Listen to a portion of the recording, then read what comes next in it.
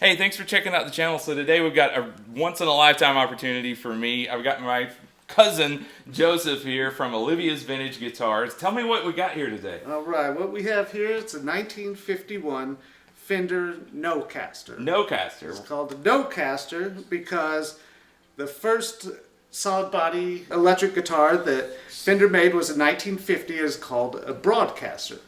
But Gretsch already had a Broadcaster, so they did not want Fender also calling guitar a Broadcaster, so Fender had to drop the name. And so there's a period in time until 1952 when it became known as the Telecaster that there actually wasn't even a name.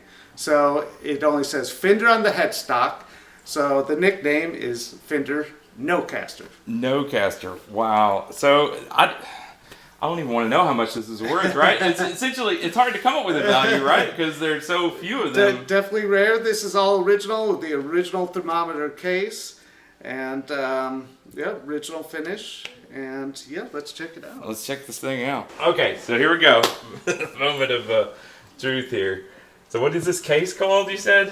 This has the nickname thermometer case. Thermometer case. So Fender used these until early 54.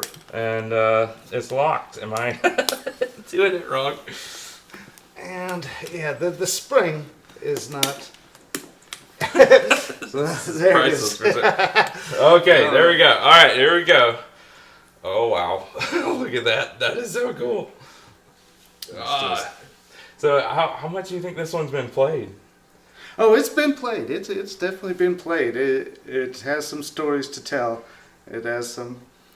So it's a little translucent on the, like you can see the wood grain through there. Oh yes, right? It's an ash body, see-through blonde. That's how they did them all, and it's has a bit of a butterscotch tint. That's pretty extreme right there, but they can turn that color. This one just hasn't turned quite as yellow. See, there's a lot of good finish checking. So this looks more. And then just curved, is that? Just the ashtray there. Okay, yeah, so the original ashtray. just the cover is curved, the rest of it, okay. So these are original pickups and everything? Oh yes, the original pickups, original black guard, yeah. So have you played it? So, yeah. It's got a great feel. Nice soft V-neck like they all had back then. Okay, it's lighter than yeah. It's lighter than that one. Oh yes, it's very light, very resonant, great balance. Yeah, somehow Leo got it right out the gate. I like that. Why do you think they don't? That neck shape is nice. I know. So that's a soft V. Yeah. Wow. It got a little bit of meat to it. A little bit like it feels like that, but there's more of a shape to it. Like it just fits the curve. Yeah, and it was more C-shaped later when it became the Telecaster. But these Nocasters have the soft V profile. Let's see if we can get some close-ups here. So it doesn't say anything, just Fender. Just Fender. Had no name. Did they make anything else at that time?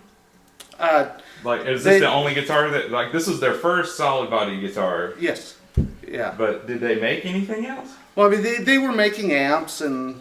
But this was the only guitar that they made. Yeah, the P bass came along soon after they made this, and I believe 51 is when they started the P basses.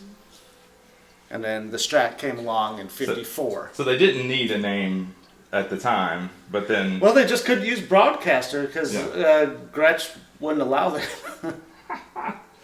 Oh, that's cool. All right, so we've got the Classic Vibe, which is... This is modeled after the 52 when they first started, using the name Telecaster, right? But I can't believe the difference, like, in the weight. Like, that is just light and airy, and the neck is just... The neck shape is the biggest difference in the feel for me. Leo really got it right out of the gate, which is amazing. With Gibson, with the Les Paul, it took years for them to perfect. But Fender, the very first Teles, the very first Strats are amazing. Yeah, this is very light. How well very did it resonant. do in the original market? Like, was it a hot seller, or did it take a while for it to kind of catch on? Oh, they're still at a good amount left. They really had in the 50s. You had jazz music, so that's what a lot of the music was geared towards before rock and roll. But it's So this was kind of an in between, and really jump started the whole modern music genre, right? right. Yeah, Like it was new. It was new, so it wasn't really the hottest item. It still took some adjusting for people to get used to the electric guitar. Yeah. Well, let's do it. Let's do a sound test here. See if you can hear the difference between the, the Squier reproduction and the real deal. So let's see here.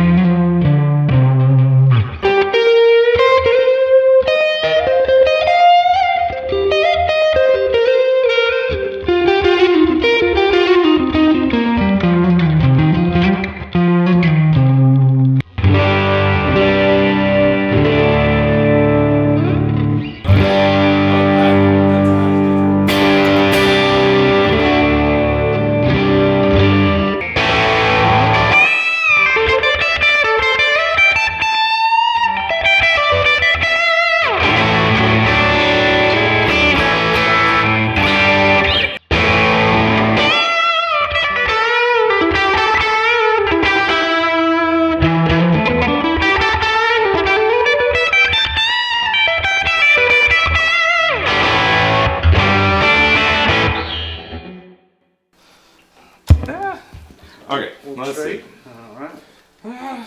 Oh, it's so cool. I mean, it just feels your hand like the right way. I don't understand why they don't make these. Is it harder to make these necks? Like, why did they not? Yeah, That one's thinner. And this feels like a boat anchor after that. This is yeah, so right, heavy. right. It's weird. Yeah, I don't get it. Like, this is so much more comfortable in terms of just and then. So tell me about the wiring in this. Is it different than what's over there? It's very different. You actually can't even use both pickups at once. Huh. What you have here is just the bridge with tone, and then in the middle, it's just the neck with tone, and then here in the top, it's just the neck with no tone, no treble, just what's nicknamed as the dark tone. The dark tone. And it's kind of a mud circuit. Huh? Yeah, it's very, very muddy. Yeah, so Fender had all the Teles were wired like this up until 1967. Wow. So they're trying to cater to the jazz players, market. to the jazz players. And I don't know any famous jazz players in my mind that played. Were there some that picked it up, or did they keep going with the Gibson L5s or whatever? Good question, because I can't think of any. Wow. So they didn't know. It's just at that time.